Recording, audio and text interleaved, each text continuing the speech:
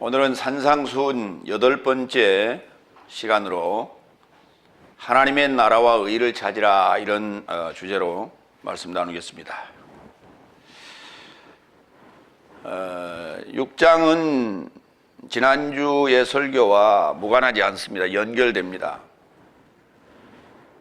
그래서 대개는 24절을 지난주 설교에다 이렇게 잘라서 올립니다. 그런데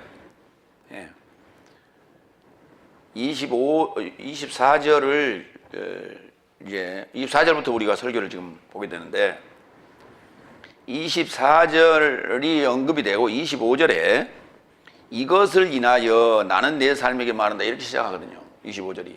그러니까 앞에 뭔가 한 이야기가 있어야 이를 인하여라고 얘기를 해야 이게 뭔 얘기가 되는 거 아니에요. 그래서 24절이 또 새로운 단락 큰 글씨로 시작이 됐고 25절도 대문자로 시작이 됐고 그렇습니다. 첫 번째 마태복음 6장 24절 두 주인 삶에게 종살이 불가능하다. 섬긴다는 말로 이제 번역을 했어요. 우리 개역성경에는 섬긴다 이렇게 번역을 했는데 섬긴다라고 하면요 조금 좀 강도가 좀 약해요. 섬긴다 종살이 하는 거예요. 종살이. 하나님께 종살이 하느냐 사단에게 종살이 하느냐 이 아주 강력한 메시지를 지금 얘기하고 있다. 우리 24절 한번 읽겠습니다. 아무도 두 주인 삶에게 종살이가 불가능하다. 왜냐하면 혹 하나를 미워하고 다른 이를 사랑하거나 혹 하나에게는 지지해주고 다른 이에게는 경멸할 것이니 내 삶은 하나님과 재물에게 종살이가 불가능하다. 이제 그거를 그 불가능하다를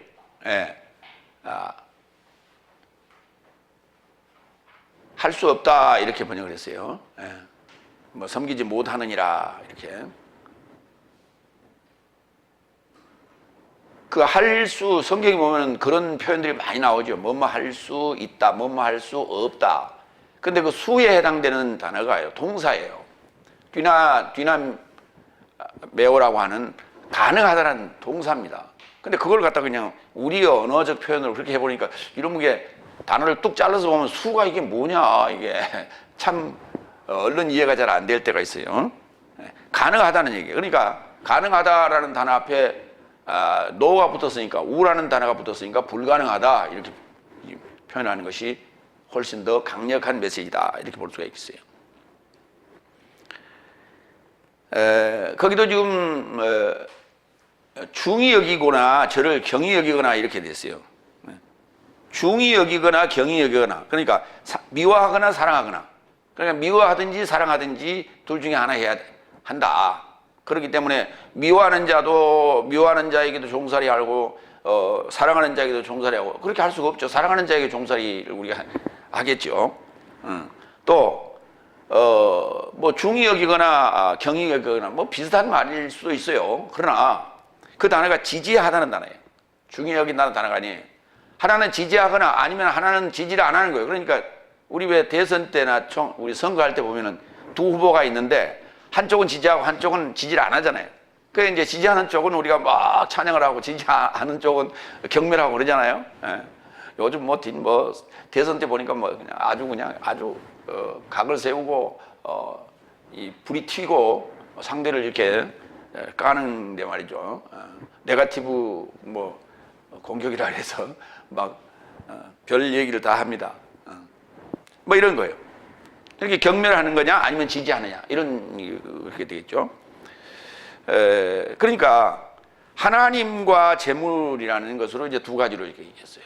하나님과 재물. 오늘 이제 그 얘기를 하겠다는 거예요. 그러면 우리가 두 주인이 등장할 때 하나님과 재물, 뭐 의와 불의, 뭐 이렇게 대조적으로 대꾸법을 써서 등장을 합니다.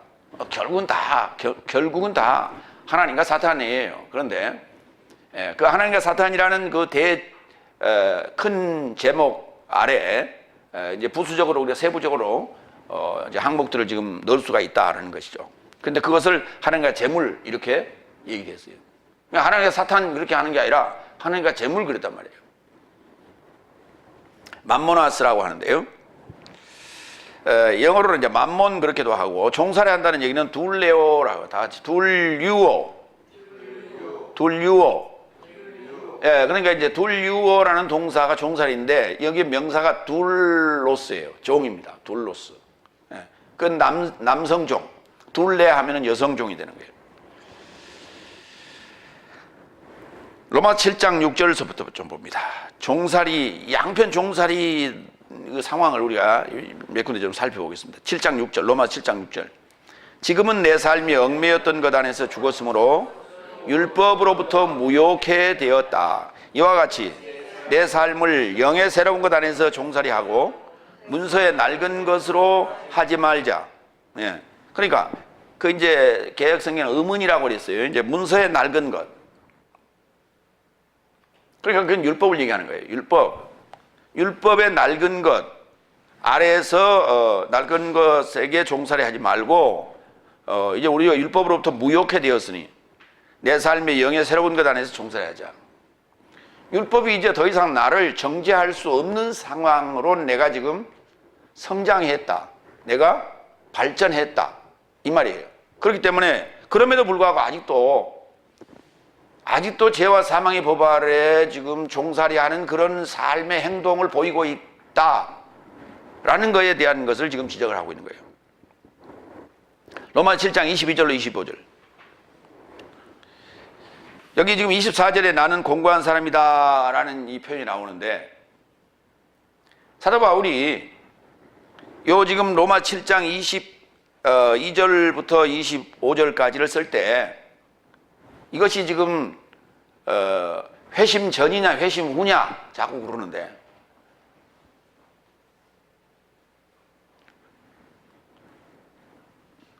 아니 여러분 생각을 한번 해보세요. 로마서 7장을 쓸 수 있는 자가 회심 전에 쓸 수 있겠어요 없겠어요? 없죠. 당연히 없죠. 그러면 회심하고 나서 현재의 상황을 쓴 거예요?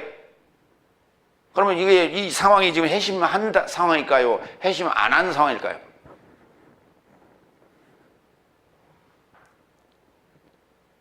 많은 사람들이 지금 그런 얘기들을 설교 중에 얘기를 하면서 사람 헷갈리게 만들어요. 그죠?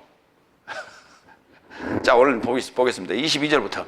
왜냐하면 내가 속 사람을 쫓아서 하나님의 법으로 즐거워한다. 속 사람은 하나님의 법을 지금 즐거워한대요. 그러면 속 사람에 반하여 겉 사람이 또 있겠죠. 예, 그러니까 그렇게 보자고요. 그럼 속 사람은 뭐라 하고 겉 사람은 뭐라 하는가 보자고요. 23절. 그러나 내 지체 안에서 대항하여 싸우는 내 지각의 법과 나를 사로잡게 하는 내 지체 안에 있는 죄의 법이 전혀 다른 법임을 내가 보고 있으니. 그러면 봅시다. 그 하나님의 법인 내 속 사람이 하나님의 법이라고 하는 그 요소는 바로 내 지체 안에서 대항하여 싸우고 있는 내 지각의 법이란 말이에요. 이게 지능의 법이라고. 지능의 법, 지각의 법. 그런데 이 법하고 뭐하고 싸우느냐?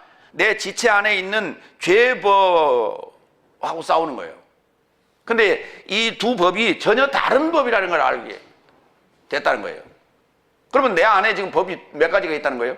두 가지가 있다는 거예요. 속 사람이 섬기는 법하고 그 겉 사람이 섬기는 법하고, 겉 사람을 지체라고 했고 속 사람을 지각이라고 했어요. 24절. 나는 공고한 사람이다. 이 사망의 몸에서 누가 나를 구출하겠느냐? 그러니까 이 지금 현재 상황이 지금 곤고하다는 거예요. 이 상황이.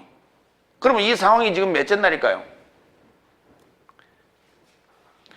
그러니까 보세요. 이 날의 개념이 없는 사람은 도저히 설명이 안 되고 풀이가 안 되는 거예요. 이건 여섯째 날 상황이에요. 다섯째 날은 이 고백을 할 수가 없어요. 여섯째 날 상황이라는 거예요.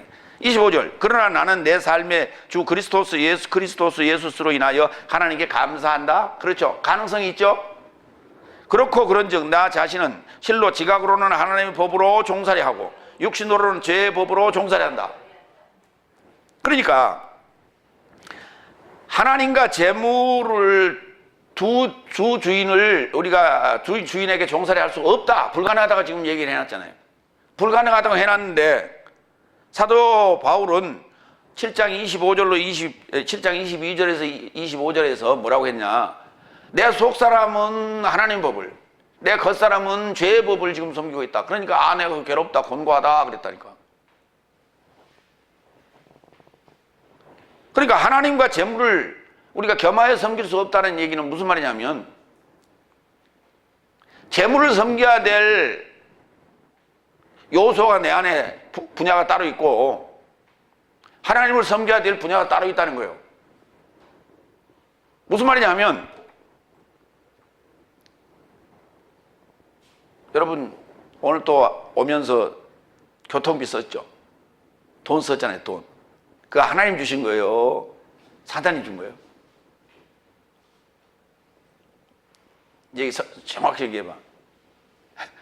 하나님 주셨어? 사단이 주셨어? 사단이 준 거예요. 그거 지금 하나님과 재물을 지금 나눠서 보라 했으니까 재물 만몬이 지금 만모나스가 사단 거 아니에요. 우리는 지금 사단 걸로 쓰고 다닌다고 그러죠. 그렇죠? 가다가 돈이 이렇게 10,000원짜리 하나 떨어졌어. 주서 안 주서? 사단 건데 그걸 왜 주서?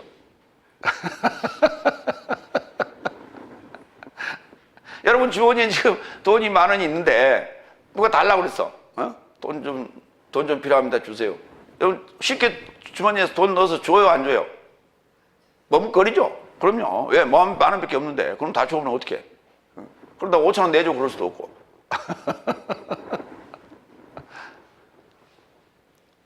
그러니까 이게 지금 우리가 지금 마태복음 6장 24절만 봐서는 재물이라고 하는 요 만모나스 이거는 아예 우리가 경멸해야 되는 대상이구나 라고 생각할 수 있단 말이에요. 그렇죠? 그러니까 이렇게 생각해 버리면요 이 지구상에서 우리가 살 수가 없어요. 그래서 이게 이분법적 논리거든요. 뭐 아니면 도 이런 식으로. 그게 아니라는 것을 지금 바울이 로마 7장에서 잘 설명하고 있어요. 너무나 중요한 구절이에요. 이런 구절이 없다면 정말 우리는 돈을 쓸 때마다 어때요? 돈을 이렇게 셀 때도 또 주머니에 넣을 때도요. 이게 뭐 만지는 것처럼 그렇게 만져야 돼요. 장갑 끼고 만지든지 아니면 고무장갑 끼고 세든지 그래야 돼.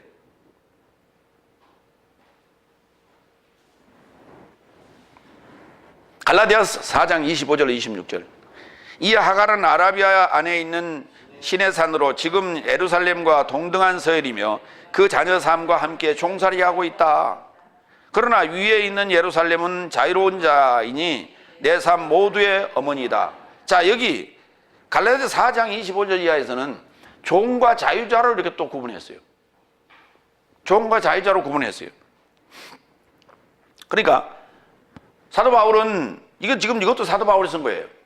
갈라디아서 사도 바울이 썼는데 요거는 그러니까 로마 7장은 내 안에 지금 공존하고 있는 상태를 썼고 지금 갈라디아서 4장 25절로 26절은 단계적 관계를 썼어요. 우리의 단계적 성장 단계를 설명하고 있어요. 그러니까 첫 번째는 우리가 종살이하는 단계고 죄와 사망의 법 아래 있을 때는, 그러나 생명의 성령의 법 아래 있을 때는 우리가 자유자 입장이다 이렇게 쓰고 있는 거예요. 이게 단계적 설명을 했어요. 자, 하갈이라고 하는 아브라함의 두 아내가 있는데 그들을 두 언약이라고 했어요. 응? 그러니까 보세요. 두 언약이면 뭡니까? 구약과 신약 아니에요. 그러면 구약은 하갈 복음이고 신약은 사라 복음이에요. 이해가 되십니까? 그렇게 되는 거예요. 그런데 하갈에 대해서 설명을 합니다. 아라비아에 있는 신의 산으로, 이거 지금 이스라엘 백성들이 거쳐갔던 곳 아니에요? 네. 그런데 지금 있는 예루살렘과 동등하대요. 이해가 되세요? 아라비아에 있는 신의 산이 가나안 땅에 있는 그 예루살렘하고 동등하대, 같은 입장이래. 이해가 되세요? 그러니까 이것도 날의 개념이 없이는 도저히 설명이 불가능한 거예요. 아라비아에 있는 신의 산은 넷째 날입니다. 맞죠? 예. 그 다음에 가나안 땅 예루살렘은 다섯째 날이죠. 그렇죠. 넷째 날과 다섯째 날이 사망의 법 아래 있다라는 얘기예요. 그렇기 때문에 동등하다고요. 넷째 날이나 다섯째 날이나 같은 개념이라는 거예요. 그러나 위에 있는 예루살렘은 자유자다. 이건 여섯째 날, 일곱째 날을 얘기하는 거예요. 그래서 단계적 관계를 썼다. 누가복음 16장 9절로 10절 만모나스에 대해서 봅니다. 나도 내 삶에게 말한다. 불의의 제물로서 내 자신 삶에게 친구 삶을 만들어라. 이는 내 삶이 실패했을 때 저 삶이 내세적 장막 삶에 이르고자 네 삶을 맞이하려 합니다. 지극히 작은 것 안에서 믿음직한 자는 큰 것 안에서도 믿음직한 자이며 지극히 작은 것 안에서 불의한 자는 큰 것 안에서도 불의하다. 그런즉 네 삶이 불의의 제물 안에서 믿음직하게 되지 않으면 누가 참된 것을 내 삶으로 믿겠느냐. 자, 여기서 불의의 제물이라고 하는 것은 이거는 작은 거예요. 그냥 우리가 작은 거에 마음을 뺏기면 안 되죠. 예, 그러면 큰 것을 잃는다고 그래요. 그래서 우리가 소탐 대실 이런 말이 있는데 적은 것을 탐하다가 큰 것을 놓친다 이런 말이 있어요. 그러니까 이 재물이라고 하는 것은 맘모나스라고 하는 것은 적은 거에 불과한 것이고 이 적은 것을 가지고 친구를 삼으래요. 사람 사귀는 데 쓰라는 거예요. 전도하는 데 쓰라는 거예요. 이해가 되십니까? 재물이 왜 많은, 하나님이 나한테 재물을 왜 많이 주셨을까? 마태복음 6장 24절에 보니까 하나님과 재물에게 종살이가 불가능하다고 했는데 어떻게 나한테는 이렇게 재물을 많이 주셨을까? 그거 가지고 생각을 해봐야 돼. 그걸 아하, 복음 증거하라는 데 쓰라고 줬구나 라고 생각을 해야 되는데 이게 축복이다. 그럼 목사님은 가난하게 사는데 그럼 목사님 복을 뭘 받아가지고 지지리 궁상으로 사는 거예요? 그렇게 자기 아전 인수격으로 성경을 해석해서는 안 된다는 거예요. 두 번째로 넘어갑니다. 마태복음 6장 25절로 26절 무엇을 먹을지 마실지 입을지 걱정하지 말라. 그러니까 여기서 두 가지를 설명했어요. 먹을지 마실지는 목숨에 관해서, 입을지에 관해서는 몸에 관해서 설명했어요. 걱정하지 말래. 염려하지 말라라고 우리 이제 번역 개혁성경에 그렇게 써놨는데 염려하다는 단어는 한문어입니다. 걱정하다는 단어는 우리말입니다. 걱정하다가 훨씬 편하죠. 성경도 보면 너 근심 걱정 말아라 이런 찬송가 되어 있죠. 그렇게 이해하시면 돼요. 두 번째 25절 이것을 인하여 그 말이에요. 그러니까 이것을 인하여라는 말은 지금 24절을 인하여 그 말이에요. 나는 내 삶에게 말한다. 내 삶의 목숨에게 무엇을 먹을지 무엇을 마실지 걱정하지 말라. 내 삶의 몸에게 무엇을 입을지도 걱정하지 말라. 목숨이 음식보다 몸이 의복보다 탁월하지 않느냐. 여기도 마찬가지 중하다 그래놨어요. 개혁성경에는. 그러니까 24절에 중하다는 얘기와 25절에 중하다는 얘기가 우리 글로는 똑같아요. 24절에 중하다는 얘기는 탁월하다는 얘기고 25절에 중하다는 얘기는 탁월하다는 얘기고 24절에 중하다는 얘기는 지지한다는 단어예요. 전혀 딴 얘기예요. 걱정하지 말라. 메림나오. 한번 다시 따라해봅니다. 메림나오. 메림나오. 걱정에 대해서 좀 보겠습니다. 누가복음 8장 14절. 우리는 자나 깨나 걱정이 많죠. 주부들은 무슨 걱정? 반찬 걱정, 끼니 걱정, 옷 걱정, 학비 걱정, 자식 걱정, 뭐 여러 가지 걱정이 늘 태산이요. 걱정. 누가복음 8장 14절. 가시밭에 이르고자 떨어진 삶도 듣는 삶인데, 가시밭도 누구라고? 아이, 교인이라고.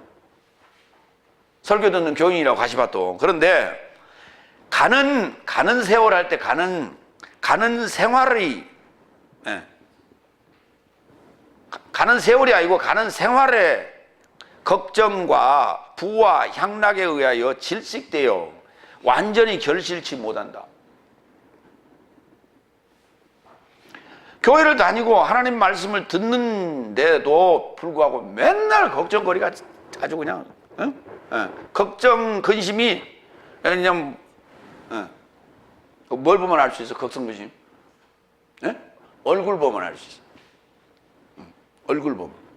특히 눈 주위를 보면 알 수 있어. 그냥. 맨날 그냥 세상 짐을 혼자 다 짊어지고 가는 거지.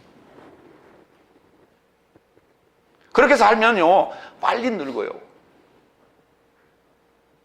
젊게 사는 방법, 속을 다 빼놓고 살아야 돼. 그렇죠? 그래, 그렇게 살아야, 그러니까, 우리가 그 걱정, 근심 없는 사람들은 보면은 이제 부모가 잘 사는 사람들, 되게, 부모가 잘 사는데,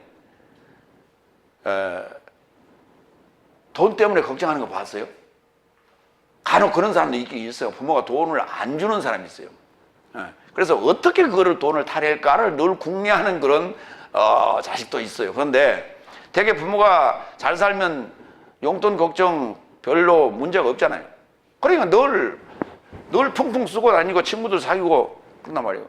그러니까 이게 잘 써야 친구가 많잖아요. 세상에 보면. 하나님 나라도 마찬가지예요. 잘 써야 친구들이 오는 거예요. 근데 안 쓰는데 어떻게 친구들이 와요?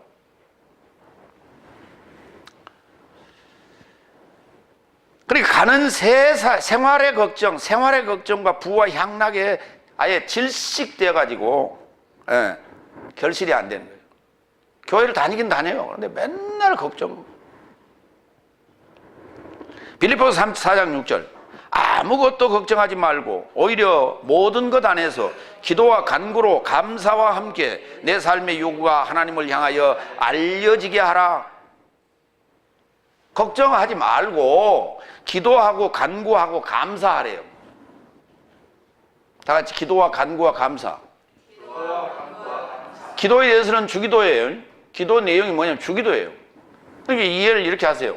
기도라고 하는 것은 하나님이 원하시는 것, 간구는 내가 원하는 것, 감사는 맨입으로 하지 말라는 얘기지. 맨입으로 하지 말라는 얘기. 이것이 바로 그렇게 해라. 걱정하지 말고. 걱정하면 너 뼈가 상하고 피가 마르고 스트레스가 팍팍 쌓이기 때문에 병이 온다. 그렇게 살지 말고 기도와 간구, 내 것만 달라고 하지 마. 간구만 하지 마. 지금 우리 일반적으로 철학 기도하고 새벽 기도하는 거 다 간구예요. 그게. 그런데 그걸 기도라고 그래 지금. 그건 나의 필요를 요구하는 거예요. 실은. 그러니까 나의 필요를 요구하다 보니까 여섯 날로 못 넘어오는 거예요. 하나님이 원하시는 기도를 해야 된다고. 그래야 여섯 날로 넘어오는 거예요. 근데 하나님이 원하시는 기도는 안 해. 그게 뭔데요? 주기도. 그랬더니 언제 해? 그 수요 예배 끝날 때나 아니면은 구역 예배 끝날 때나 그때 그냥 우리 주기도로 마무리하겠습니다. 그때나 겨우 하지요. 매일 해라. 매일. 여러분도 마찬가지. 주기도 매일 하시는 분. 헬라어로 하세요. 헬라어로 매일 아침 일어나자마자 하나님께 기도하세요. 주기도.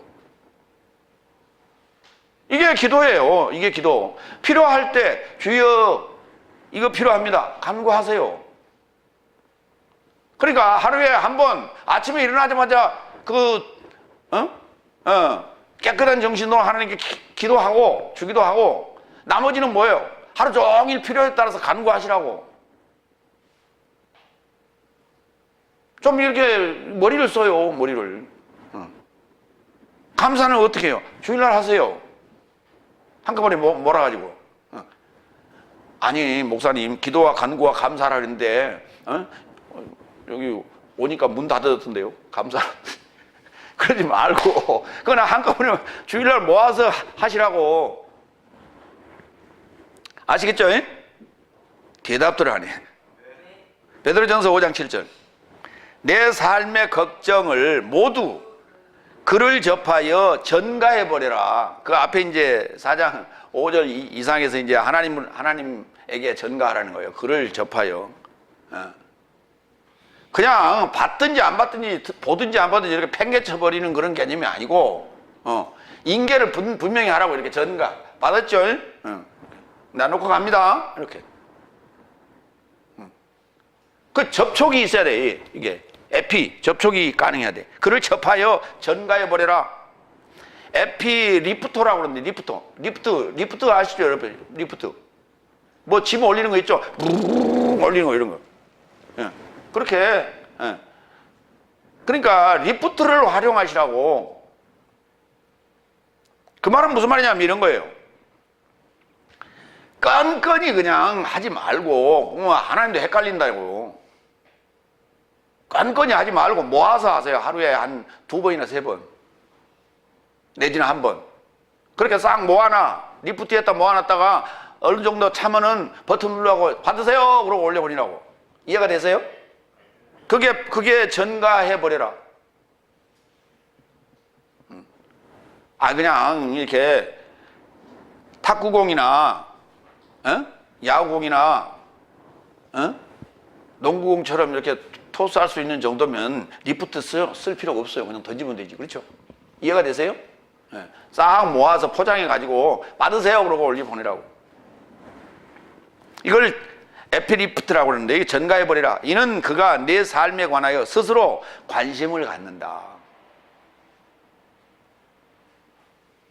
그럼 안 하면 관심 안 갖는데요.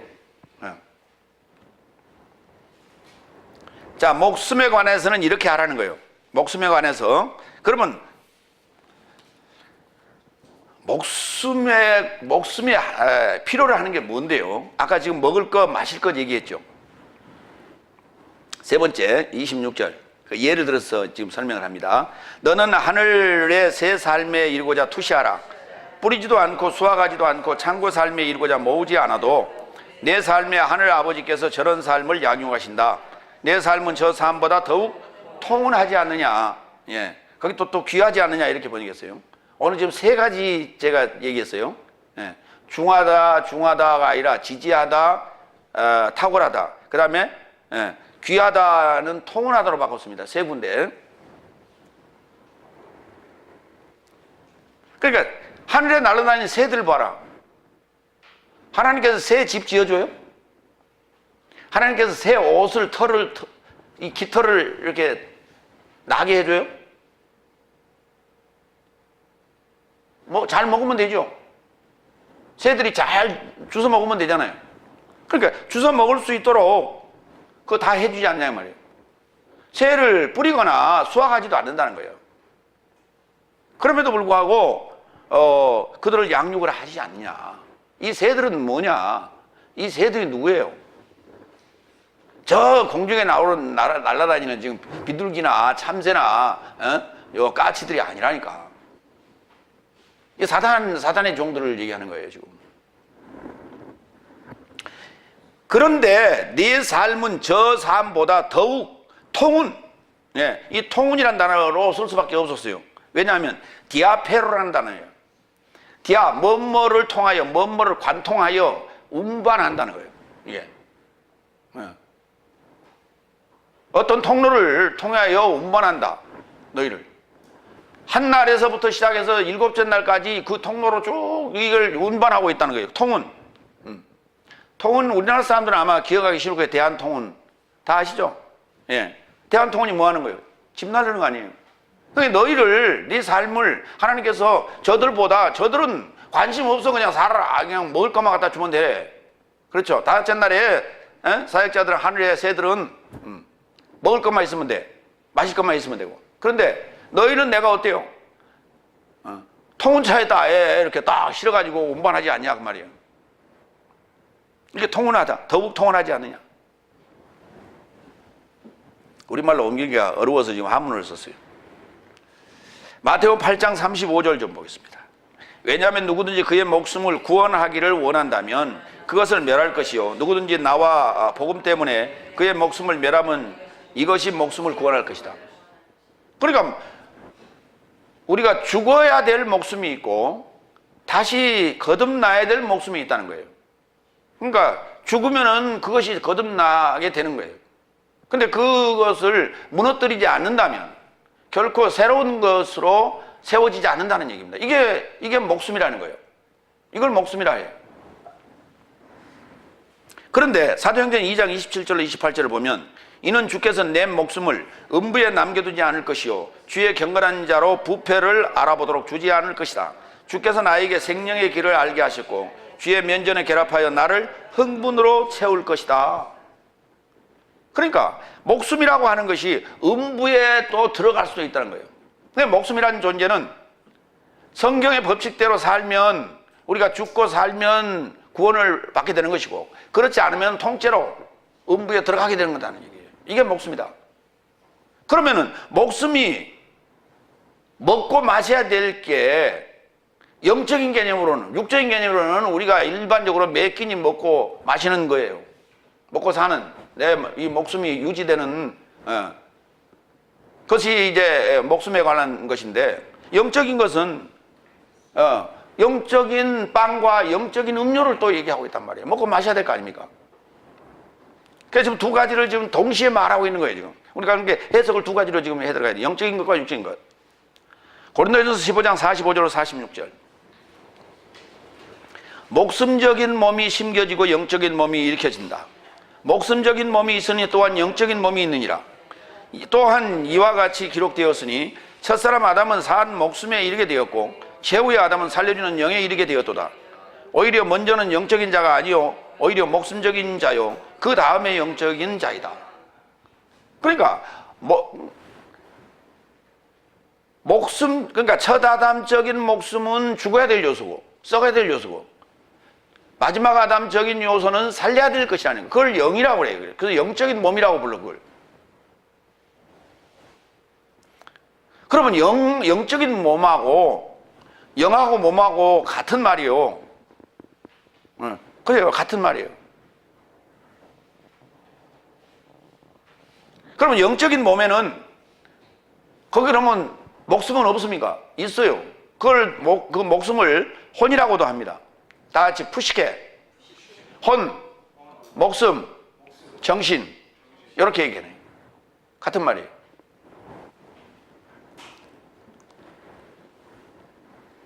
갈라디아 4장 1절. 내가 또 말하나니 통혼에 대해서요. 상속자가 모든 삶의 주인이지만 미숙아로 있는 기한에는 아무도 종에서 통혼하지 못한다. 종에서 자유자로 운반되지 못해요. 통째로 운반되지 않는다고요. 오히려 아버지의 작정함까지 후견인과 청지기 아래에 있도다 그랬어요. 이게 디아페로, 통혼하다.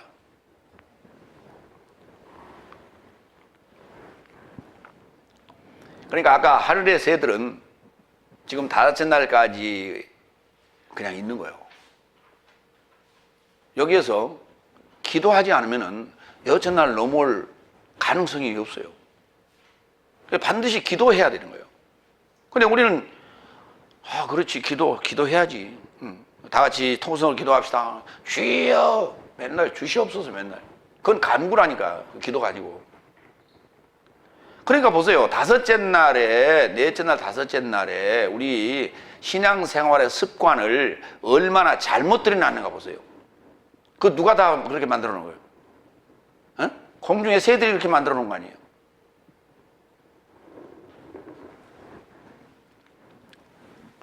그러니까 목숨은 단단한 양식을 먹고 신령한 음료를 마셔야 되죠. 그럼 몸도 마찬가지로 그리스도스로 옷 입어야 되겠지요. 예. 세 번째, 마태복음 6장 27절로 30절. 걱정하면 믿음이 적은 사람이다. 걱정하지 말래. 예. 걱정이 많은 사람은 뭐라? 믿음이 적은 사람. 그러니까 한숨 쉬지 마. 한숨 쉬는 사람들 보면 걱정이 많은 사람들이에요.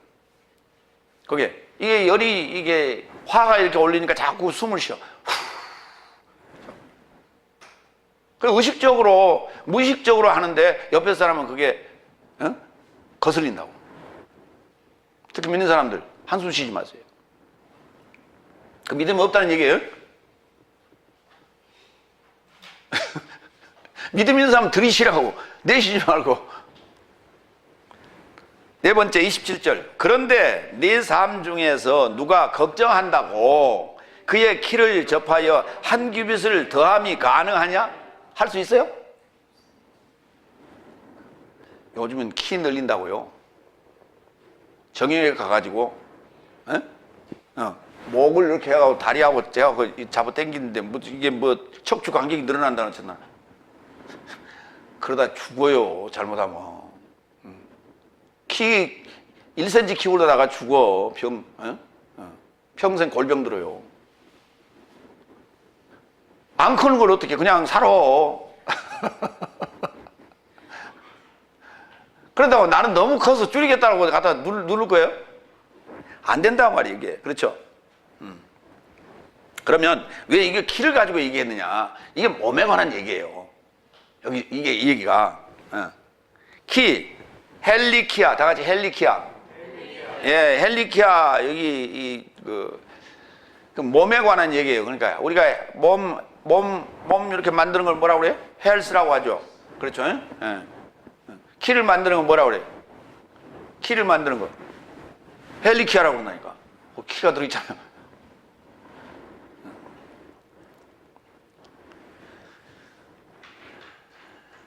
누가복음 2장 52절.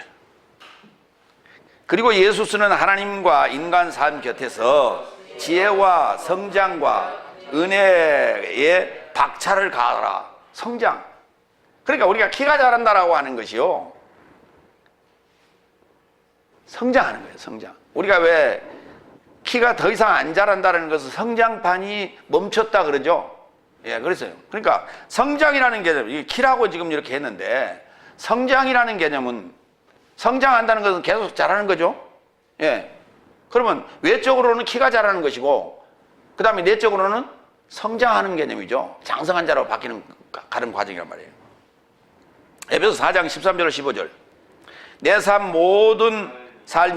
내 모든 삶이 하나님의 아들의 인식과 믿음의 통일에 이르러 완전한 남편, 장성한 자에 이르러 그리스도스의 충만의 키의 분량에 이르고자 도달하기까지 내 삶이 더 이상 미숙아로 있지 않아 사람의 기만과 미혹의 도취를 향한 교활함 안에서 모든 교훈의 풍조에 운반되거나 요동치 않게 하려 함이니 내 삶이 사랑 안에서 참되어서 모든 삶을 그에게 이르게 잘할지니 그는 머리이신 그리스도스이시다.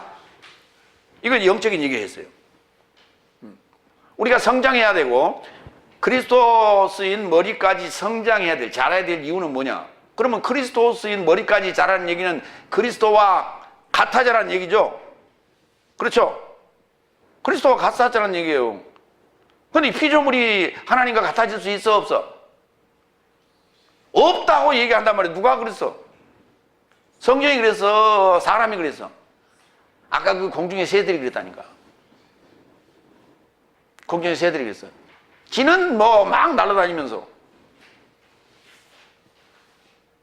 그러니까 그게 의도가 있는 거예요. 지금 의도가 있는 그 발언이에요. 왜? 너희는 큰일 나고 생각하지 마라. 항상 머리 숙여. 어디를 넘나 봐. 이거죠. 성경하고는 배치된 얘기란 말이에요. 사단의 음성이라고 그게 다. 그런데 그게 좋은 거예요. 한편으로는. 그렇지, 나는 그냥 말만 잘 들으면 돼. 그냥 가서 열심히 주일날 성수 잘하고 헌금 잘하고 말만 잘 들으면 돼. 그죠? 목사님 데려갈 거야. 그죠? 근데 목사님 망해버리면 딴 데 가면 되지 또. 그러면 그 여기서 했던 이 A 교회에서 했던 공적이 B 교회로 옮겼는데 그 공적이 그대로 이게 합산이 돼? 될까 안 될까? 안 될까?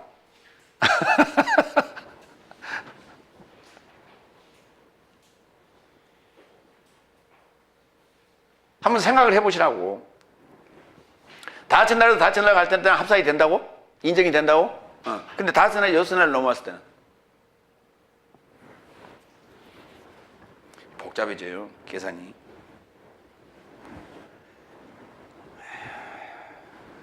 데살로니가전서 5장 23절.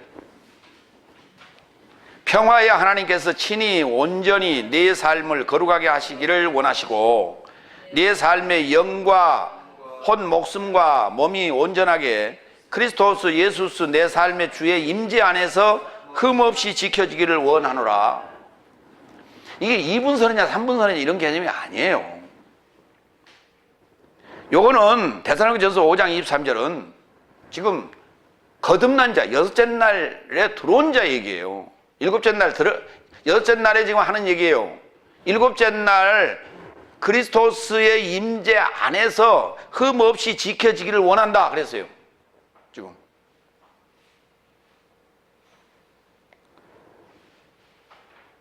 그러면 요 목숨이 그리스도스와 함께 십자가에서 죽었잖아요. 그리고 부활했잖아요.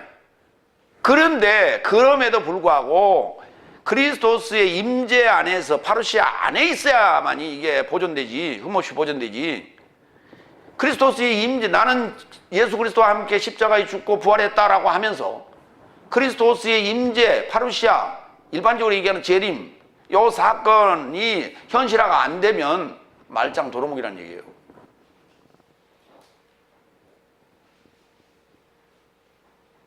그런데 우리 데살로니가전서 5장 23절은 이렇게 안 써놨어요. 응? 이렇게 안 써놨어.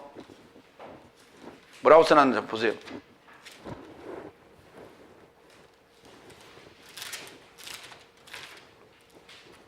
평강의 하나님이 친히 너희로 온전히 거룩하게 하시고 또 너희 온 영과 혼과 몸이 우리 주 예수 그리스도의 강림하실 때 흠없게 보존되기를 원하노라. 아니야, 한번 생각을 해보세요. 예수님 강림할 때 그때 어떻게 보존이 됩니까? 할 때까지 보존을 안 했어요? 에? 여러분 성경 뭐라 했대요? 뭐 읽어보세요. 그리스도 예수 강림 읽어봐. 안 찾았어요? 그러니까 강림하실 때 어떻게 흠없이 보존이 되냐고. 그 전에 보존을 해야지 어떻게. 말이 안 되는 소리를 해놨어요 그게. 강림하실 때가 아니에요. 강림이 아니라 임재, 파루시아 임재 안에서. 그러면 현재화 됐죠. 그리스도스의 임재가 안에서니까 현재화가 된 거 아니에요.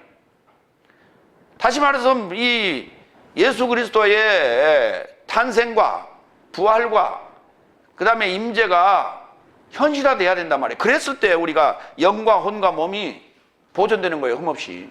이게 일곱째 날을 얘기하고 있는 거예요. 날의 개념이 없으니까 전혀 이거 왔다 갔다 그냥 설명이 안 되는 거예요.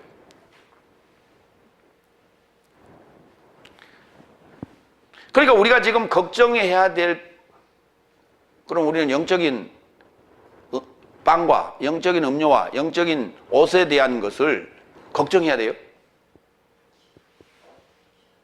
그건 걱정의 상황이 아니죠. 그건 걱정의 상황이 아니고 부지런히 찾아야 돼. 그렇죠. 하나님 말씀 가지고 부지런히 찾아야 돼. 연구하고. 그렇죠.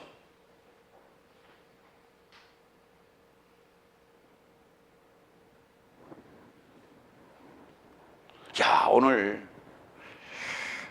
설교를 준비하다가 이 문제가 안 풀렸는데 이거 대단히 걱정이 된다. 그래요? 그거 찾으면 답이 나오는 거예요. 찾으면 답이 나오는 거예요. 근데 우리는 찾는 방법을 몰라서 잘 몰라요. 그래서 공부하는 거예요. 그래서 연구원에 다니는 거예요. 그런데 지금 다섯째 날에 속한 그 사역자들은 그것도 근심 걱정이 많아. 그것도 근심 걱정이 많은데 방법을 몰라. 그러니까 여기저기 분주해. 그러니까 먹을 거 마실 거 입을 거 걱정, 설교 준비할 거 걱정. 그러다 보면 결국은 결실은 못하는 거예요. 그러니까 무엇이요? 아까 뭐라고 그랬어요? 가시밭이라 가시밭. 네, 가시밭. 가시밭.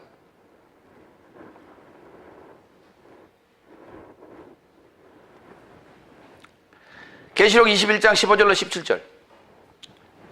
그리고 나와 결합하여 전하는 자가 성과 성의 문삼과 성벽을 측량하려고 금갈대를 가졌더라.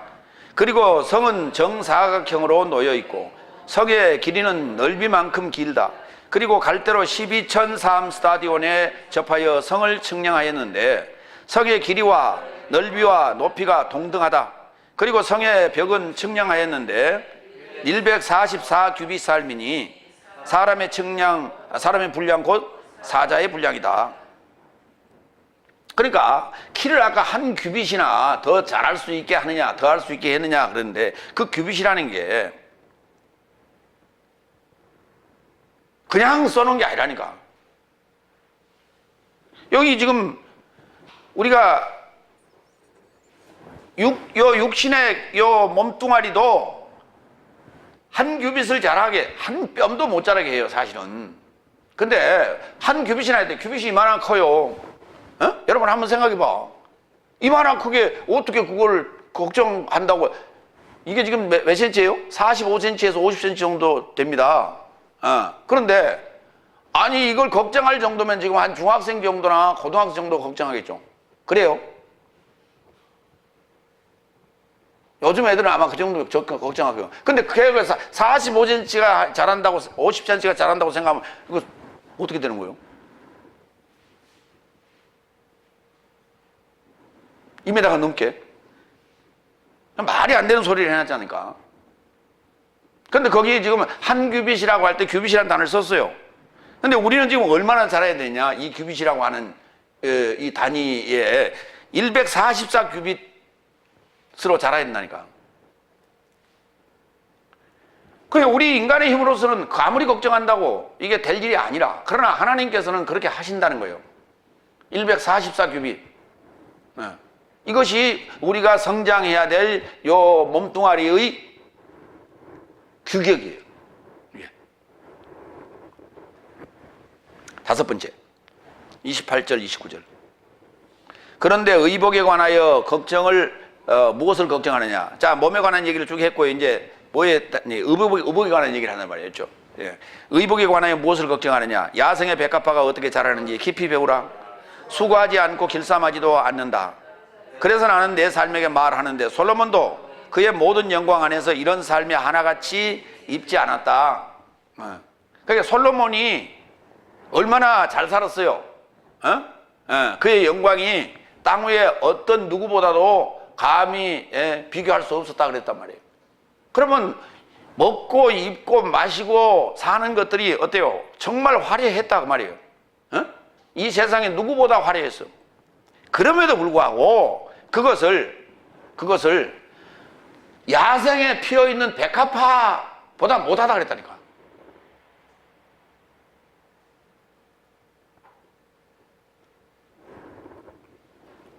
여기서 지금 말하는 야생의 백합화라고 하는 이 단어가 숫산이다. 숫산. 예. 그랬더니 여러분 숫산 하니까 뭐가, 나이 좀 드신 분들은 숫산 하니까 뭐가 떠올라? 숫산 보이가 떠올라? 이 숫산이라는 단어가 이게 백합화예요. 근데 이 단어가 아카드어에서 육면이라는, 이게 숫산에 보면 쉰이 2개 들었죠. 예, 여섯이라는 단어가 셋이거든요. 예, 그래서 쉰이 2개 들었어요. 그래서 이게 수산이라는 단어, 숫산이라는 단어가 백합화인데 이게 여섯이라는 의미가 있어. 그러니까 뭐냐면 이파리, 꽃잎이 6개 있다 해서 그거를 숫산이라고 그렇게 말한 것 같다. 그렇게 설명이 되어 있어요. 이 숫산이라고 하는 단어는 또 우리 한글로 번역하기를 수산궁이라는 표현이 나옵니다. 그게 에스더에, 그 다음에 느헤미야서에, 에스더에 2번, 그 다음에 느헤미야서에 1번, 그래서 수산궁, 뭡니까? 바벨론 메대 파사국의 그 수산궁에 대한 얘기가 나옵니다. 그 수상궁도 마찬가지예요. 이 번호가 단어는 똑같은데 번호를 달리 줬어요. 같은 단어예요. 그렇게 보시면 돼요. 그러니까 백합화궁으로, 백합화꽃으로 꾸며지는 어떤 그런 궁궐, 그렇게 보시면 돼요. 열왕기상 7장 19절. 성경에 성전에는 어디에 백합화를 장식했는가? 주랑 기둥 꼭대기 위에 있는 머리의 네 규빗은 백합화 모양으로 만들었고, 주랑 기둥 꼭대기 앞에, 왜 우리 성전 앞에 두 기둥 있죠? 두 기둥 그 주랑 기둥 꼭대기에 거기를 네 개의 백합화 모양으로 만들었고, 아가서 2장 1절로 2절. 나는 샤론에 수선하여 골짜기의 백합화로다. 여자들 중에 내 사랑은 가시나무 가운데 백합화 같도다. 가시나무 가운데 그 아름다운 꽃이 피어있는, 그 들판 그 사막에 피어있는 그 백합화. 여러분들은 어디서 백합화를 보셨어요?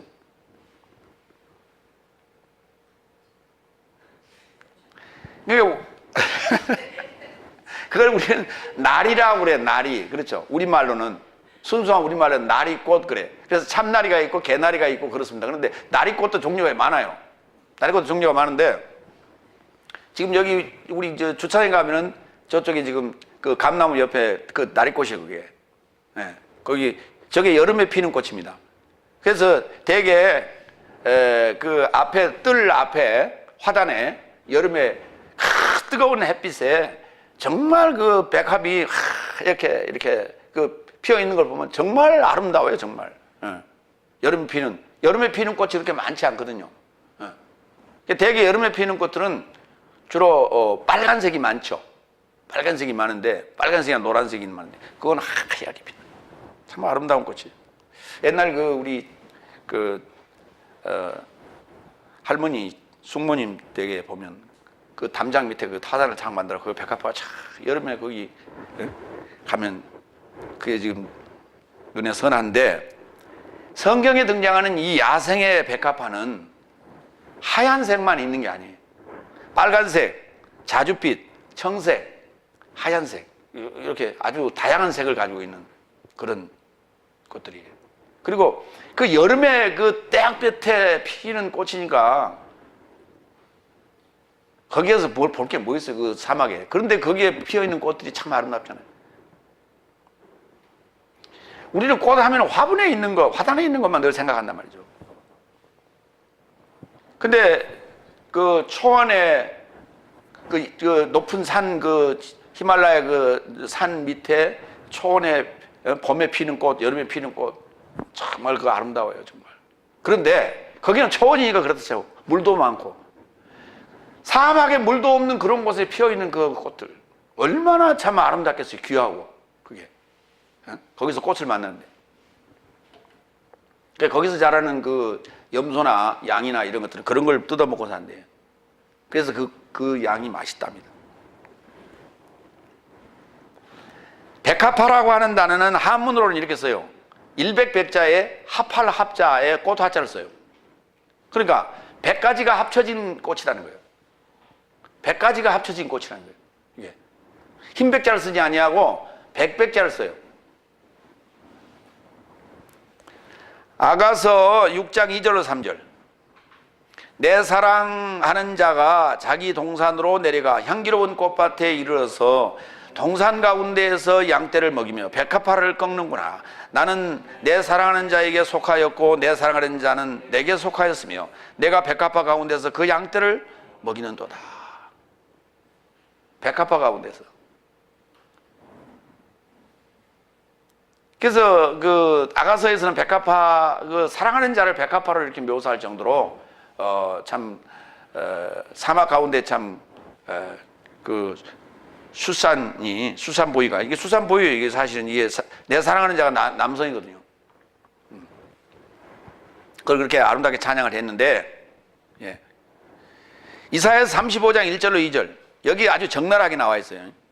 그러니까 아가서는 굉장히 시적인 어떤 요소고, 사랑하는 자를 이렇게 미화한 그런 이야기라면, 이사야 35장 1절로 2절은 이 광야에 이제 이 메마른 광야에 물이 흐르고 메시아가 오는 그런 설명을 해놨대요. 광야의 메마른 땅이 기뻐하며 사막의 백합화같이 피어 사막이 백합화같이 피어서 즐거워하며 무성하게 피어 기쁜 노래로 즐거워하며 레바논의 영광과 갈멜과 사론의 아름다움을 얻을 것이라. 그것들이 여호와의 영광 곧 우리 하나님의 아름다움을 보리로다. 그러니까 백합화 얘기를 괜히 한 게 아니에요. 예수님께서 구약에서 이미 백합화에 관한 얘기를 했고 그 다음에 키에 관한 얘기도 다 했어요. 그래서 그것이 그렇게 아름답게 묘사한 아가서의 표현들이 결국 누구를 얘기하느냐? 바로 너 자신들을 얘기하는 거다. 그리스도의 영광, 하나님의 영광이 나타날 너 자신을 지금 백합화처럼 묘사를 해놨다. 그렇게 이제 너의 몸이 그렇게 옷을 입어야 될 것이다. 그리스도로, 세마포로. 이런 얘기를 하고 있는 거예요. 6번째, 30절. 오늘날 있다가 내일 아궁이에 던져지는 야생의 풀도 이렇게 입히시거든 네 삶을 더 많이 하지 않겠느냐? 믿음이 적은 삶이요.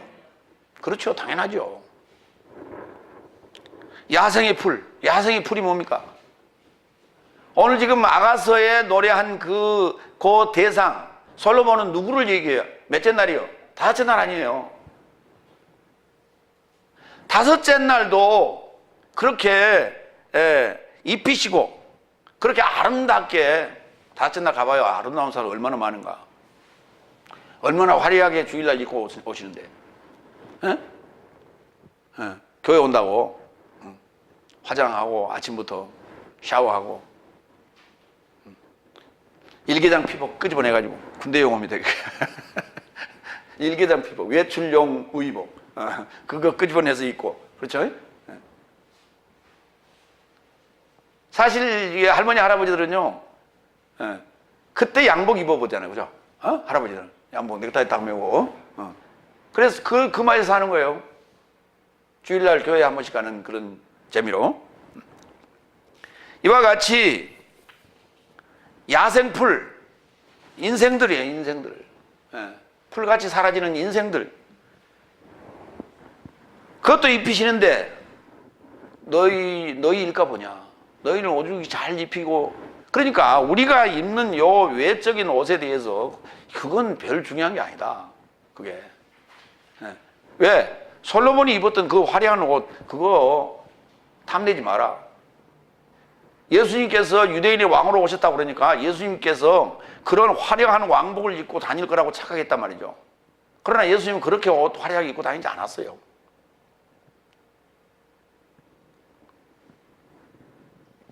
오늘날 우리에게 있어서 하늘에 나는 새들을 보세요. 외모를 치장하고 하기로 치장하고 화려해요. 화려해. 직함을 보면 그냥 명함을 보면 화려해. 경력, 주요 경력 사항 하고 쫙 보면 저서까지 쫙 엄청 많아. 그거 다 옷이요, 그게. 나를 빛내기 위한, 나를 나타내기 위한 옷들인 거예요, 그게.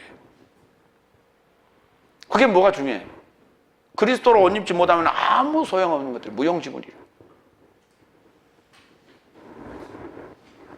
베드로전서 1장 24절로 25절. 그러므로 모든 육체는 풀 같고 사람의 모든 영광은 풀의 꽃 같으니 그 풀은 시들어졌고 그 꽃은 떨어졌다. 그러나 주의 해설은 현세에 이르러 머물러 계신다. 주의 해설이 중요하다고. 그래 그 해설은 이것이니 내 삶에게 좋은 소식을 전하는 것이다. 여러분, 천국은 4단계로 돼 있대요. 누가 그러대? 저쪽에 5째 날 낙원이 있고 1천층이 있고 2천층이 있고 3천층이 있대. 예.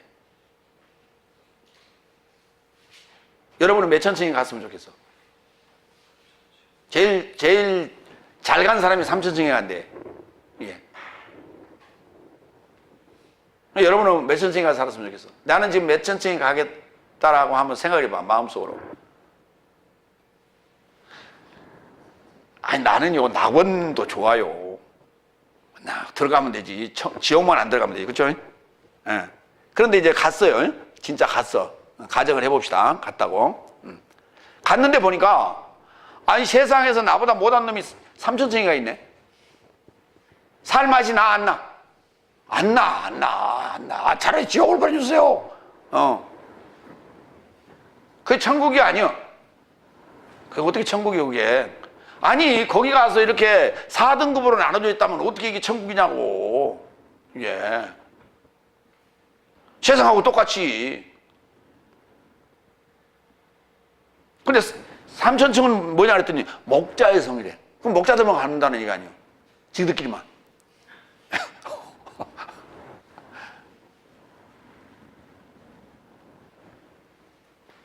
그게 좋은 소식이 아니요.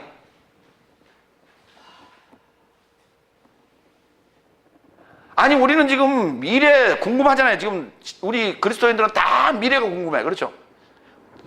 예수님 언제 재림하는데 이게 궁금해. 그렇잖아요. 근데 성경은 뭐라 그래? 그 재림이라고 하는 파루시아가 현실화 돼야 된다는 거예요.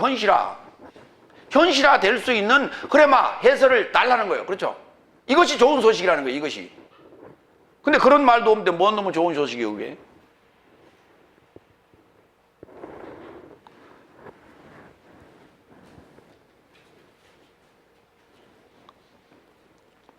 갈라디아서 3장 27절. 왜냐하면 네 삶이 그리스도스에 이르고자 세례받았으니 그리스도스를 옷 입은 것이다. 그러니까 이 목숨이, 첫사람 아담의 목숨이 죽어야, 썩어져야 그리스도스로 옷 입게 되는 거예요. 우리가.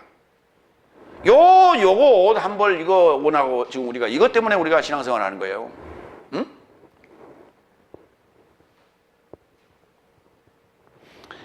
김국환이가 부른 노래가 있어요. 그렇죠? 응? 어허 하면서 부른 노래가 있어요.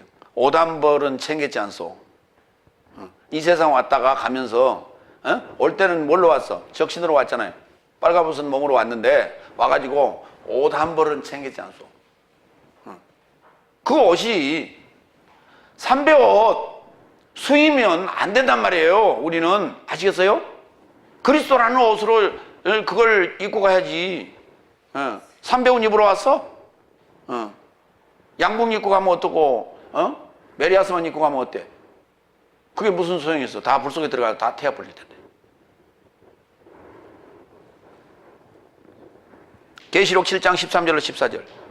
그리고 장로 삶에서 하나가 답변하여 내게 말하되 이 흰옷 삶을 입은 삶이 누구이며 어디서 왔느냐. 그러자 내가 그에게 언급한다. 주여 당신이 알아보았습니다.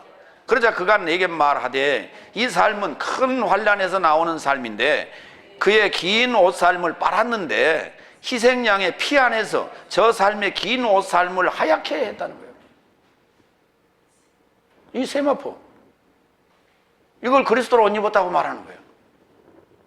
그리스도의 삶을, 그리스도와 우리가 동행하는 삶을 살아야 돼. 그리스도를 따라가는 삶이 아니에요. 주님은 우리 보고 따라오라 말을 하지 않았어요. 나를 따르라 하지 않았어요. 나와 동행하자 그랬어요. 나를 따르라 할 때 그 나를 하라는 그 1인칭이 목적격을 써야 맞죠. 근데 목적을 쓰지 않았어요. 역격을 썼어요. 나와 동행하자예요. 나랑 같이 가자는 거예요. 같이 나의 멍에를 메고 밭을 경작하자는 거예요. 그래서 두 마리가 끄는 거예요. 이게 경작을 할 때. 그래서 그걸 저울이라고 했어요. 저울은 양쪽이 똑같아야 되죠. 이게 쥐고스라고 하는 날. 멍에와 저울이 똑같은 거예요. 그래서 주님과 동행하자 그럴 때 우리가 두 마리가 밭을 갈 수 있는 한 결이가 되는 거예요. 한 결이 이렇게. 이걸 멍에, 이걸 저울이라고 하는 거예요. 양쪽이 똑같아야 돼. 그래서 아까 그리스도인 머리까지 우리가 성장하라 자라라 하는 얘기가 말이에요. 나와 아는 것과 그 에너지와 힘이 똑같아야 된다. 그래야 좌우로 기우뚱거리지 않고 밭을 우리가 따뜻하게 갈 수가 있는 거예요. 네 번째, 6장 31절 34절. 그래서 아까 이미 다 설명한 바 내용이에요. 아까 기도와 간구와 감사 해서 그 첫 번째 단계인 기도에 대한 얘기예요. 기도에 대한 얘기인데 거기는 아까 기도와 간구와 감사했죠. 예. 근데 내 삶은 먼저 하나님의 나라와 그의 의를 구하라가 아니에요. 찾으라 해요. 찾으라. 그러니까 지금까지는 앞에 부분은 뭐 하는 문제예요? 구하는 문제였죠. 그렇죠? 기도와 간구와 감사의 문제였어요. 그렇죠? 그러니까 걱정하지 말고 기도와 간구와 감사를 아뢰라. 그럼 그걸로 하고 끝나면 되냐? 아니다. 다음 단계. 예. 이거는 뭐예요? 행동하는 거예요. 행동하는 거예요. 그러니까 우리가 기도와 간구와 감사라고, 기도와 간구라고 하는 것은 그건 생각하는 거예요. 그렇죠? 예. 이건 생각하고 정리하는 문제고, 그 다음에 찾으라는 얘기는 행동하는 문제다. 근데 우리는 여전히 아직도 구하고 앉았어요. 그러니까 행동하면 안 된다는 거예요. 지금 다섯 날 요 하늘에 나는 참새들은 너희는 행동하면 안 돼. 성경을 찾거나 하면 안 된다. 성경을 연구하지 말아라. 이거예요. 그래서 너희는 먼저 그의 나라와 하나님의 나라라고 표현해서 그의 나라와 그의 의를 구하라 그래놨어. 그렇죠? 그러니까 맨날 구하고만 앉았어. 그게 뭔지도 모르고. 찾는 사람이 없어요. 7번째 31절 32절 그런즉 내 삶은 말하되 무엇을 먹을까 무엇을 마실까 무엇을 입을까 걱정하지 말자. 왜냐하면 이런 모든 삶을 열국 삶이 접하여 찾는다. 왜냐하면 네 삶의 하늘 아버지께서 이 전부 삶이 필요하다는 것을 알아보신다. 그러니까 먹을 것 마실 것 입을 것을 구하거나 걱정하거나 찾는 이들은 누구냐? 그거는 열국삶, 이방인, 열국삶이라고. 열국삶이 그 이방인이에요. 그러니까 하나님은 이거 알고 계셔, 모르고 계셔? 알고 계신데요. 그러니까 네가 하는 거 봐서 주는 거예요. 네가 하는 거 봐서 준다고. 아시겠어요? 그러니까 게으름 피우거나 하라는데 안 하거나 그러면 줄까 안 줄까? 주기는 주되 조금씩 주지. 하는 거 봐서 준다고. 시편 78편 18절로 22절 여기 불신자, 그러니까 열국삶이라는 건 뭐냐? 하나님을 모르는 자들이에요. 불신자들을 얘기하는데 유대인들의 모습을 묘사를 했는데 불신자들 같다라고 묘사했어요. 시편 78편 18절로 22절 저희가 저희 탐욕대로 식물을 구하여 그 심중에 하나님을 시험하였으며, 아니 식물을 구하면서도 뭐 했다고요? 하나님을 시험하였으며, 그뿐 아니라 하나님을 대적하여 말하기를 하나님이 광야에서 능히 식탁을 준비하랴 그랬어. 지금 어디서 그랬다는 얘기예요? 광야 넷째 날에 그랬단 말이에요. 광야에서.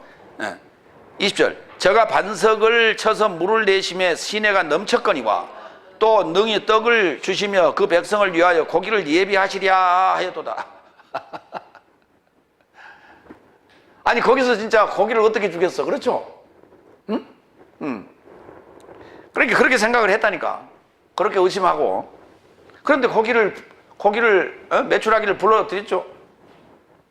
새 고기가 얼마나 맛있는데 그거 구워놔봐요. 참 맛있습니다. 기름 자글자글한 게.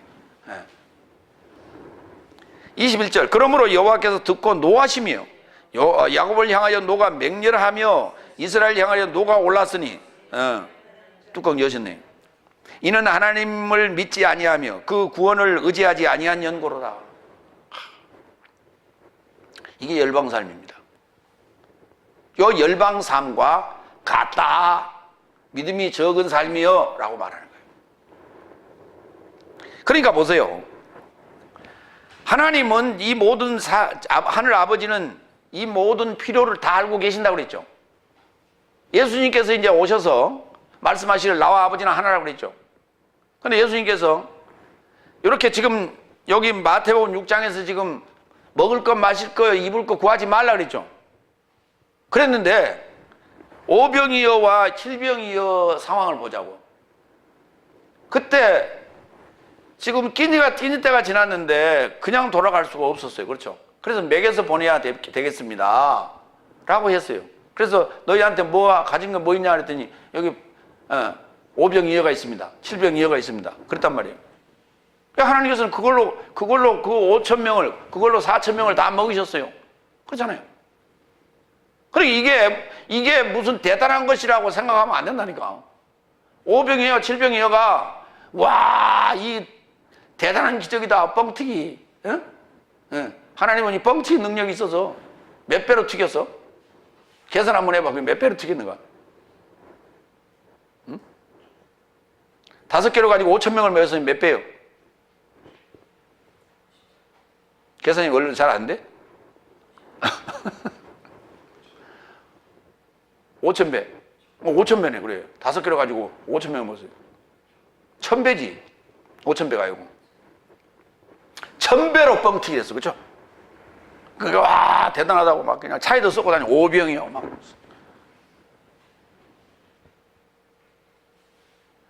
불쌍해서 하신 거예요. 불쌍해서. 배고프니까. 민초들이 불쌍해서. 이게 하나님의 심정이라고 예수님께. 그런데 그들을 어때? 거두셨어? 안 거두셨어?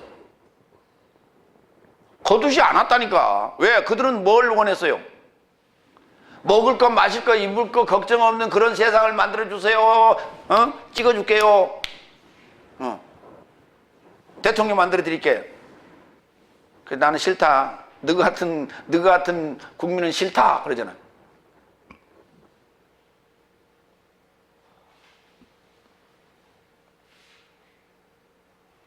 근데 그걸 찬양하고 앉았어. 그러니까 그들이 지금 열국사 삶하고 똑같죠? 잘 보세요. 그렇잖아요. 그러니까 먼저 하나님의 나라와 그 일을 찾으라 했는데 그거는 전혀 관심 없어. 오병이어만 관심 있어. 그렇죠? 1000배 뻥튀기 이것만 관심 있어.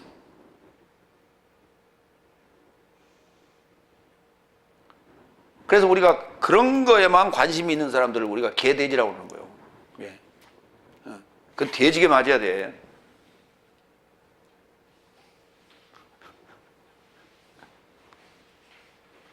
돼지, 개는 왜 개돼지라고 그래? 돼지, 개라고 그래. 돼지게 맞아야 돼. 33절. 그런즉 내 삶은 먼저 하나님의 나라와 그의 의를 찾으라. 그리하면 이 모든 삶이 내 삶에게 더해질 것이다. 이건 플러스요. 플러스. 요즘 플러스 이런 게 많대. 여기 지나가다 보면 뭐 있어? 홈 플러스 이런 거 있잖아. 그랬더니 인터넷도 뒤져보니까 구글 플러스도 있더라고. 이 플러스라는 게 많아. 우리는 플러스를 뭐라고 그래요? 덤이라 그래요. 덤이라고 그래. 그걸 덤덤하면 안 돼. 덤 플러스 알파. 하나님의 나라 바실레이아, 하나님의 의 디카이오시네. 이걸 찾으래요. 나라를 어디서 가서 찾아 지금? 아까 어떤 양반이 얘기했잖아요. 4000층으로 돼 있다고. 이걸 어디 가서 찾아? 이걸 입신해야 된다는데, 영을 분리해야 된다는데, 예. 그 얘기일까? 그 얘기일까 아닐까? 그 얘기 아니죠. 의를 어디 가서 찾아? 이놈의 게. 의. 이게 의자가 굉장히 어려워요. 그렇죠? 의. 나의, 너의, 그 의요? 의를 어디서 찾냐고, 이게. 물건이요, 사람이요. 도대체가 참 어려워. 그렇죠? 나라는. 그러니까 나라도 의도 이놈의 게, 아니, 어디 손에 잡히는 모습이, 이거 마이크 그러면 이렇게 잡잖아. 그렇죠? 이것도 아니잖아. 나라를 어디 가서 찾아? 의를 어디서 찾아? 이걸. 누가복음 17장, 지금부터 찾기 시작합니다. 누가복음 17장 20절로 21절. 바리새인 삶이 하나님의 나라가 어느 때에 오나이까 묻거늘 예수께서 대답하여 이르시되 하나님의 나라는 관찰에 결합하여 오는 것이다. 네가 볼 수 있도록 오는 것이 아니다. 저 삶이 여기 보라 저기 보라 말하지 못할 것이니 보라 하나님의 나라는 네 삶 안에 있느니라. 아하. 네 삶 안에서 하나님의 나라를 찾아내래요. 그랬더니 다들 자기 안에 있다지요. 어떻게 있는데? 자기 안에 있는 거 설명 한번 해봤더니 성경에 있다고 그랬잖아요. 그 이상은 몰라요. 있대, 자기 안에. 어디가 있어? 간에 붙었어? 쓸개에 붙었어? 허파에 있어? 아니면 소장에 있어? 콩팥에 있어? 어디 있어? 아니면 행경말에 숨어 있어? 설명할 수 없는데 있다는 거야. 있다는 거야. 그리고 거기는 너희들 안에 있느니라예요. 그렇죠? 복수예요. 혼자 있을 때는, 단수로 혼자 있을 때는 없죠. 그때는 없어.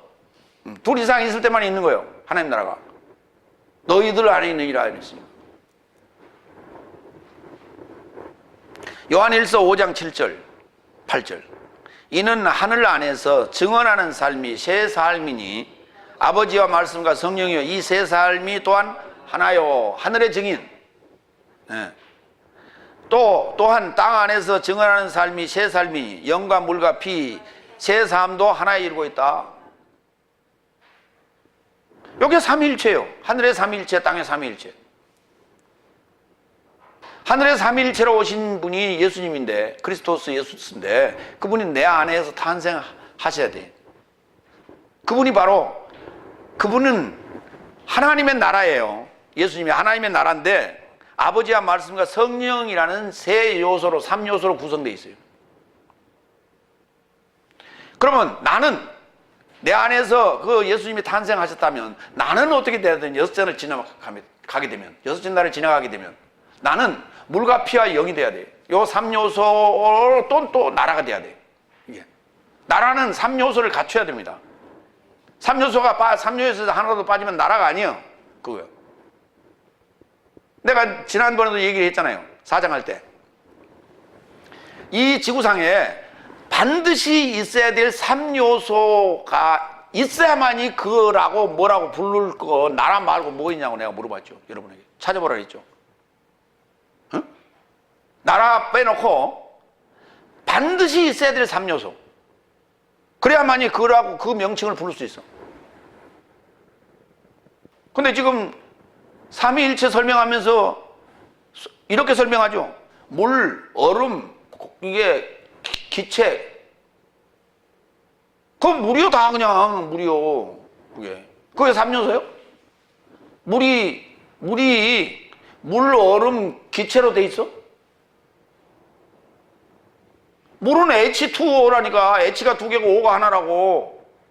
물의 요소는 H가 두 개고 O가 하나요. 그래서 두 가지 요소로 돼 있어. 이게 플러스와 마이너스. 모든 물체는, 물리적인 모든 물체는 다 두 가지로 돼 있어. 음과 양으로. 이렇게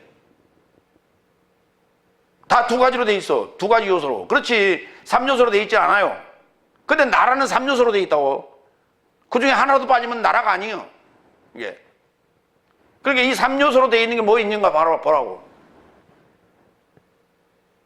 그래서 우리 유튜브에 보면 나라의 복음이라고 내가 여기 써놨어. 나라의 복음이란 말은 하나도 아무도 안 쓰는 용어예요.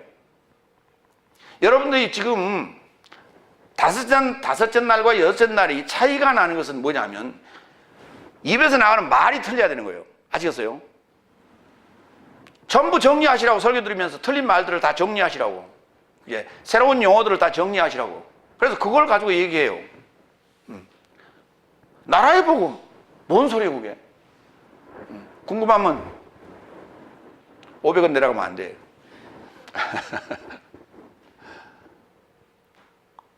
그때 궁금해할 때 설명하는 거예요. 궁금해할 때. 어느 순간에 지금 듣고 있는 사람은 삼위일체론이 풀어지고 있는 거예요. 그걸 듣고 있으면. 그랬더니 너무나 쉽게 풀어지거든. 그랬더니 그런 게 어디가 있어? 지금까지 지구상에 있는 모든 신학자들이 삼위일체를 풀려고 그 기를 쓰고 걱정, 근심, 수고를 했는데도 못 풀었잖아. 근데 보잘것없는 사람이 그 얘기를 술술술 하니까 그 이해가 돼야 안 돼. 옛날에 예수님이 오셨을 때 그랬다니까. 그러니까 저기 서기관 바리새인들 장로들이 보니까 자기도 못 푸는 걸 풀어내니까 저 양반 놔두면 안 되겠다. 죽이자. 이렇게 된 거예요. 여러분도 그렇게 될 거예요. 그렇죠?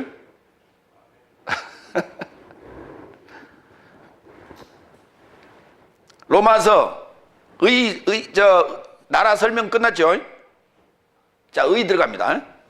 로마서 1장 17절. 왜냐하면 의인은 믿음에서 나서 살 것이라고 기록되어진 바와 같이 복음 안에서 하나님의 의가 믿음에 이르고자 믿음에서 나서 계시된다. 그러니까 의가 의인으로 발전되는 거죠. 그렇죠? 그러니까 의인이 뭐냐? 의를 행하는 자예요. 그런데 그 의인은, 하나님의 의인은 어디서 나온다고요? 믿음에서 싹이 나서 믿음에 이렇게 믿음화가 된다니까. 그러니까 무슨 말이냐면 믿음에서 싹이 나서 믿음에 들어가는 것이 이것이 복음이에요. 그 복음 안에서 하나님의 의가 계시되는 거예요.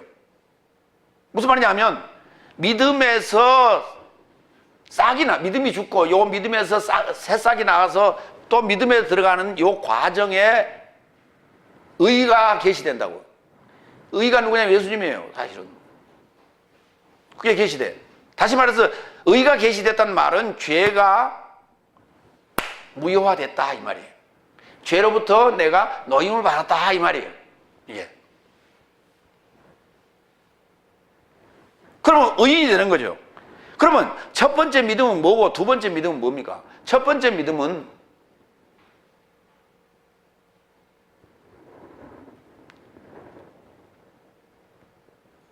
표적의 믿음이에요. 그래서 음란한 세대가 표적을 구하나 나는 요나의 표적밖에는 별 표적이 없느니라 그랬죠. 다섯 날까지의 믿음은 표적의 믿음이에요. 표적신앙. 믿음이 있어서 믿는 게 아니에요. 뭔가 보여주니까 기도했더니 응답이 왔어. 아픈 데가 나았어. 갑자기 죽을 병인데 나았게 됐어. 이 표적이에요. 그러니 아니 내 앞에서 내 집안에서 내 주위에서 내 교회에서 나한테서 이런 일이 벌어졌는데 그걸 안 믿을 사람이 누가 있어? 그걸 이해는 안 가. 이해는 도저히 이해가 될 수가 없는데 믿을 수밖에 없다니까. 그게 표적신앙. 그런데 표적신앙만 가지고 있어서는 안 된다고 해요. 요나의 표적을 나는 보여준다고 그래요. 예수님께서는. 요나의 표적밖에 너에게 보여줄 게 없다. 요나의 표적이 뭐예요? 죽고 사는 문제죠. 예. 죽고 살면 어디로 가느냐? 복음 들고 밖으로 나간다고. 요나가 물고기 뱃속에 들어갔다 나와가지고 죽었다 살아났죠. 그러고 나서 어디로 갔어요? 니네로 가서 복음 전하죠.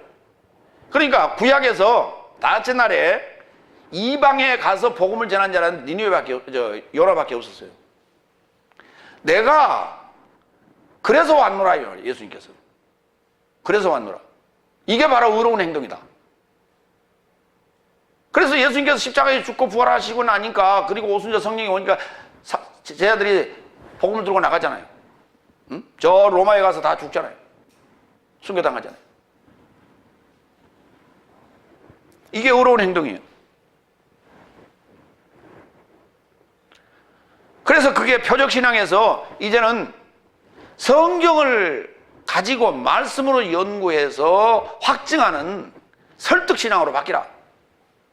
공부하는 신앙으로 바뀌라. 증거를 들이대고 말하는 그런 그런 증명 신앙으로 바뀌라. 설득 신앙으로 바뀌라. 그때 의가 드러나는 거예요. 그때 의가 계시되는 거예요. 성경 안에 있어요. 로마서 10장 17절, 1장 17절, 10장 17절 공통점이 있죠. 외우기 쉽죠. 예? 의하면 1장 17절, 10장 17절, 10장 17절 넘어갑니다. 그런 까닭에 믿음은 들음에서 나며 들음은 그리스도스의 해설로 인함이라. 자, 여러분은 어떻게 계시되고 있어? 안 되고 있어? 에? 제가 설명하는 게 이해가 되면 지금 계시를 받고 있는 거예요, 여러분이. 아시겠어요? 요 흐레마가 아니면은 계시될 수가 없어요. 다섯째 날 죽었다 깨어나도 안 돼. 저 해설로는.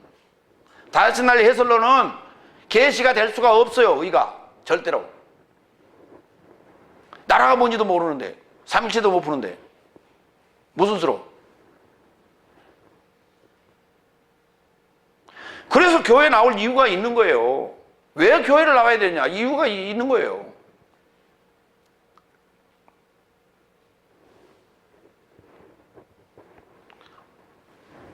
지난번에 어떤 양반이 저라고 와가지고 미국 유학 간다고 나한테 개인 교습 해줄 수 있냐고. 2달 동안 시간이 있다고. 헬라어 히브리어. 그랬나? 못한다 그랬지. 한 사람이라 그래. 한 사람 뭐 하나 그랬어. 그러고 나오시라 그랬어. 그래서 여기서 만났죠. 그래서 교재 구입해 가셔가지고 가서 온라인으로 하세요. 이렇게 가지고 왔어요. 사전도 사가고 다 사갔어. 아직도 안 봐. 다 열어놨어 지금.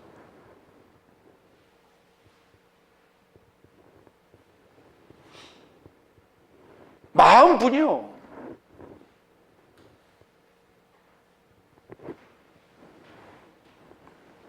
하나님 나라 찾는 게 그렇게 쉬운 게 아니에요. 9번째 34절. 그런즉 내일에 이르고자 걱정하지 말자. 왜냐하면 자신의 삶을 내일이 걱정할 것이다. 내일의 악함은 그날의 족하다. 오늘 일을 내일로 미루지 마시라 그 말이에요. 이 말이. 오늘 일은 오늘 하되 내일 일도 오늘 하시라고. 아시겠어요? 오늘은 내일 일까지 준비해야 될 날이에요. 이 오늘날이 여섯째 날을 얘기하는 거예요. 내일 일까지를 준비를 했으면 오늘 일에 여섯째 날에 충실해서 내일 일 일곱째 날까지 준비를 했으면 내일은 그 사람한테 필요 없어요. 내일이 필요 없어. 내일이 오늘이요. 그리고 여섯째 날은 여섯째 날만 사는 것이 아니라 일곱째 날을 준비하는 날이에요. 그렇기 때문에 여섯째 날을 사는 이는, 제대로 사는 이는 일곱째 날이 내일이 아닌 거예요. 이해가 되세요? 그래서 창세기 1장에 보면 여섯째 날에 저녁이 되고 아침이 되는 이는 여섯째 날이냐 이렇게 돼 있죠. 그 다음에 2장 1절로 넘어가면 일곱째 날인데 거기 또 저녁이 되고 아침이 되는 이는 일곱째 날이냐 이 말이 없죠. 그거 없다니까. 여섯째 날을 제대로 살면 일곱째 날은 바로 넘어가는 거예요. 그냥 그건 무사 통과, 시험 안 보고 들어갑니다. 일곱째 날은. 그런데 여섯째 날을 제대로 못 사는 사람은 내일이 늘 걱정이요. 지금 다섯째 날도 내일이 걱정.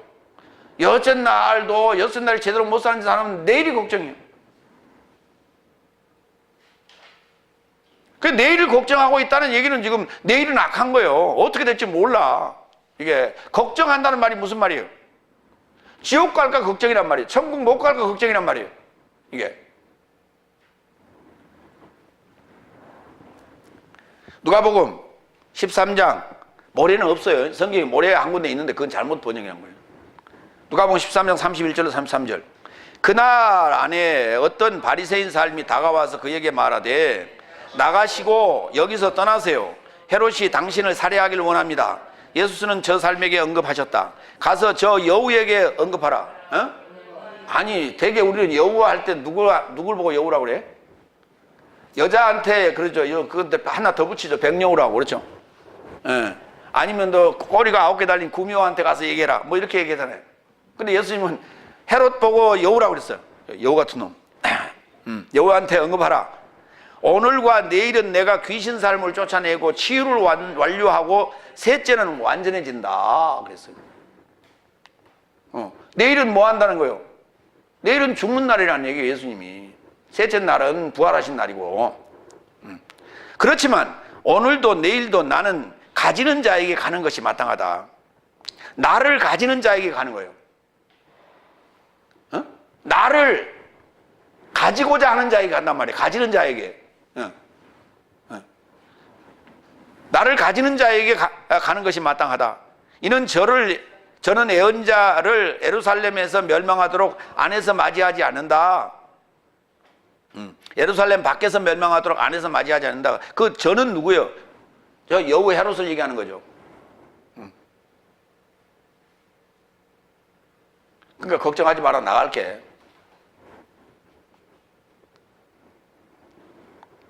야고보서 4장 13절 14절. 오늘이나 내일 내 삶이 아무 도시에 가서 거기서 1년을 수행하며 장사하여 이익을 얻고자 말하는 네 삶이요. 그러니까 오늘 내일 모레 이건 다 인간 삶이라는 얘기예요. 시간의 제약을 받고 사는 사람들을 얘기하는 거예요. 삶이여 이제 오라. 내일 일을 네 삶이 이해하지 못하는구나. 왜냐하면 네 삶의 생명이 어떤 종류이냐. 네 삶은 잠깐 보이다가 사라지는 안개니라. 근데 내일을 걱정하고 내일을 준비해. 오늘날이 어느 날인지 모르면서. 오늘이 투데이가 아니에요. 세메론이라는 단어입니다, 헬라어로는. 네. 그래서 영어로 번역하기가 곤란하니까 this day로 번역했어요. 오늘날. 네. 세메론이라는 단어예요. 투데이 개념이 아니에요. 근데 일반적으로 그렇게 씁니다. 투데이 개념으로. 여섯째 날은 우리가 예비일이라고 그럽니다. 예비일. 넷째 날 이스라엘 백성이 광야에서 만나를 거둘 때 안식일 전날은 이틀치를 거뒀어요. 그런데 그 말을 안 듣고 안식일 돼서 이틀치 거뒀기는 거뒀지요. 다 먹어버렸지. 배 터지게 먹고 그 다음날 또 나가면 있겠지라고 나갔더니 허탕치고 왔다는 거 아니에요. 무슨 말인지 이해가 되세요? 그 얘기입니다. 그 얘기가 계속 지금 진행되는 거예요. 그러니까 이 사실을 알고 있다는 전제하에 오늘 이런 말씀을 하시는 거예요. 마무리합니다. 오늘날 일용할 양식을 구하고 하나님의 나라와 의를 찾아 만나서 먹고 마시고 자라고 환난을 통과하여 흰옷을 입지 않으면 내일은 없다. 그렇습니다. 이게 바로 이틀치 양식. 그래서 내일은 어떤 날이에요? 신랑을 빼앗길 날이라 그때 되면 금식하리라 그랬죠. 네, 그때 되면 금식하는 거예요. 내일은 그래서 없는 거예요. 오늘날에 준비되지 않는 삶은 그래서 악한 삶이다라고 말하는 겁니다. 그러니까 오늘, 내일, 투데이, 토모로우 얘기하는 게 아니에요. 네. 근데 왜 예스터데이 얘기 안 해? 노래도 있는데. 그런 얘기 아니에요. 기도하겠습니다.